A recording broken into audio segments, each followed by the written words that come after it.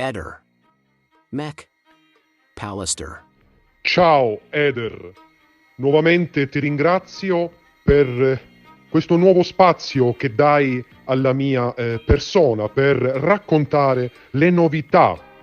inerenti al caso riferito alla povera Lilly, la nostra Lilly. Liliana Resinovic è morta non per colpa sua, quindi attraverso un suicidio, ma per mano e colpa di altre persone. Ormai lo sanno anche i muri, lo diciamo da tanti anni, si tratta di omicidio. A maggior ragione adesso ho delle novità da darti e quindi da divulgare, ovviamente in sintesi, perché, e lo diremo tra poco, molto di quello che vi dirò, e non posso essere chiaramente specifica in quello che andrò a dire, è sottoposto al vaglio del segreto istruttorio, come dicono i più bravi, da parte della Procura di Trieste. Molti avranno capito che l'indagine penale ha preso un'altra direzione, che non è più quella su cui prima si era fossilizzata la Procura di Trieste, ovvero del suicidio,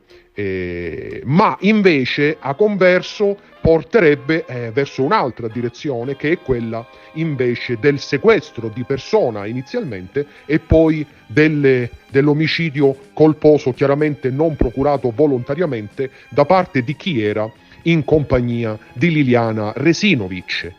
In un precedente video noi abbiamo parlato di una serra, quindi di un vivaio e di un'occasione di incontro che c'è stato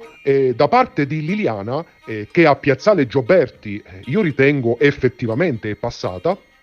per andare a incontrare qualcuno inizialmente con intenzioni amichevoli o comunque di soluzione di qualche questione, di qualche problema che era insorto. Adesso cercherò di raccontarvi per quanto posso, senza però entrare nel dettaglio, cosa possa essere successo e cosa possa essersi verificato in quel dialogo che inizialmente era sorto ed era iniziato come amichevole tra Liliana e questi soggetti che chiaramente lei conosceva, ma comunque qui a Trieste ci si conosce un po' tutti, quindi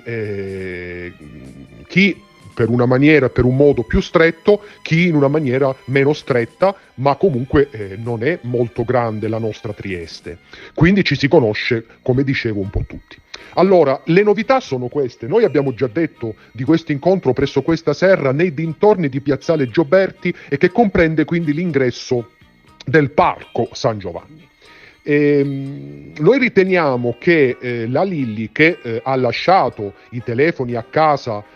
perché non voleva essere disturbata o comunque inseguita, diciamo così, dal marito, perché già qualche giorno addietro, ma questo lo abbiamo già detto, era venuto fuori che lui la controllasse proprio e controllasse direttamente i telefoni della Lilly. Quindi è chiaro che quello era il motivo per cui Lilly lasciò i telefoni a casa. Abbiamo anche parlato della Fede, che non indossava perché lei il giorno addietro aveva litigato e aveva lasciato il marito, quindi altro motivo giustificato che ha portato la Lilly a lasciare la Fede a casa. Ma quella volontà di recarsi nei dintorni di Piazzale Gioberti, inventando però a Claudio la scusa di dover andare alla Wind per non farlo preoccupare, quindi per dare una giustificazione che fosse la più plausibile e utile alla bisogna. È chiaro che quindi lei non avesse nessun bisogno di andare alla Wind, perché non aveva con sé documenti, non aveva con sé nulla, portafoglio, carta d'identità e altro, comunque documenti, null'altro che chiaramente il Green Pass stesso, che servivano per accedere a un luogo come il negozio della Wind. Quindi è chiaro che quello che disse a Claudio era soltanto una scusa di dover andare verso la Wind, ma si fermò prima del tragitto che porta attraverso Piazzale Gioberti verso la Wind, molto tempo e molto prima, proprio in quei dintorni, e noi riteniamo in una serra in particolare. Perché allora raggiungere quella serra ove erano presenti quei fiori che tanto piacevano alla Lilly e vicino cui poi il suo cadavere sarà ritrovato nel Parco San Giovanni i primi giorni appunto di gennaio? E noi riteniamo che Lilly dovesse parlare di qualcosa che tra l'altro l'aveva turbata anche la notte antecedente, tanto da farla mettere a piangere, come correttamente e giustamente ha detto il marito Sebastiano Visentin. Lei era molto preoccupata ed era anche arrabbiata, ma molto intimorita soprattutto, motivo per cui pianse, oltre per aver ovviamente lasciato anche il marito, per altre vicende ovviamente personali che non ci interessano. A noi interessa quindi quello che è andata a fare presso questo vivaio Serra, dove incontrò questi soggetti che avevano a che fare con un mondo che comunque lei, non possiamo essere precisi e dettagliati perché ciò che vi diciamo è coperto da segreto istruttorio ed è chiaramente sotto indagine, sotto valutazione da parte della procura. Mi è stato confidato da una persona in particolare che è nel giro appunto della procura di Trieste qui, ma non posso dire altro. Ma è giusto che comunque si sappia che le indagini stanno prendendo un'altra direzione, tant'è vero che è stato scoperto che alcuni numeri appartenenti a precise persone sono stati cancellati dalla Lilly prima di lasciare quei cellulari e uscire di casa. Questa era una novità di qualche settimana fa, ma che adesso combacia con questo incontro che lei avrebbe avuto presso questo vivaio, questa serra, con queste persone per parlare di fatti in cui lei era protagonista, fatti che potevano permettere un'agevolazione, un utile, diciamo così, un qualcosa di utile a queste persone. Ma questa utilità non ci sarebbe stata più, non poteva essere più prodotta e quindi sono nati dei problemi. Questi problemi poi hanno dato il via ad una discussione abbastanza violenta, a qualche ceffone e al cadere con la tempia verso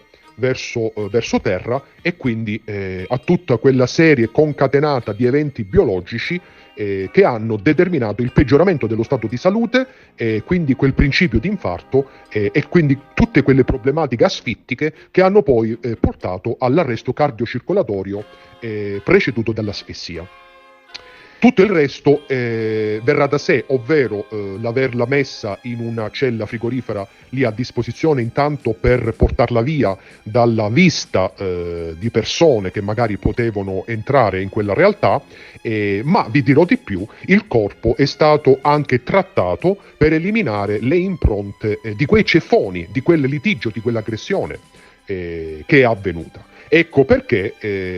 riteniamo che quelle sostanze che sono state rinvenute nel corpo con gli esami specifici che sono stati fatti come l'8-idrossichinolina non sia altro che quel principio presente anche, sottolineo, in dei disinfettanti, in dei prodotti che sono stati utilizzati per rimuovere, per pulire le parti con cui si è venuti a contatto da parte di questi terzi soggetti durante l'aggressione e il litigio. Questa quindi la novità che ci porta a ribadire con forza che,